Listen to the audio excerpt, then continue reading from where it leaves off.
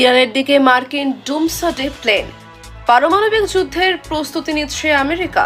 Iran ও যুক্তরাষ্ট্রের মধ্যে উত্তেজনা দিন দিন বাড়ছে।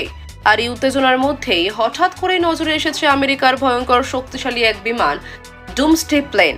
এই বিশেষ বিমানগুলো সাধারণ যুদ্ধ বিমান নয়, এগুলো তৈরি করা হয়েছে একেবারে ভয়াবহ পরিস্থিতির জন্য, যখন শুরু হবে পারমাণবিক যুদ্ধ। মার্কিন সেনাবাহিনীর এই ডুমসডে প্লেন মূলত আকাশে ভাসমান একটি মোবাইল কমান্ড সেন্টার।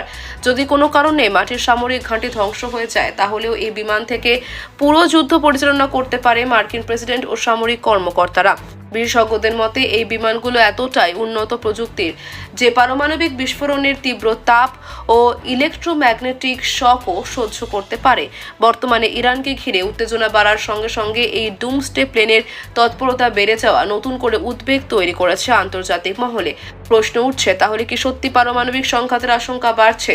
যদিও বিষয়ে এখনো আনুষ্ঠানিকভাবে কিছু জানায়নি যুক্তরাষ্ট্র, তবে সামরিক বিশ্লেষকদের মতে এই ধরনের বিমানের সক্রিয়তা বাড়া মানেই বড় কোনো সংকটের ইঙ্গিত। বিশ্বজুড়ে এখন একটাই প্রশ্ন, ইরান ও যুক্তরাষ্ট্রের এই উত্তেজনা কি শেষ পর্যন্ত বড় কোনো যুদ্ধের রূপ নেবে?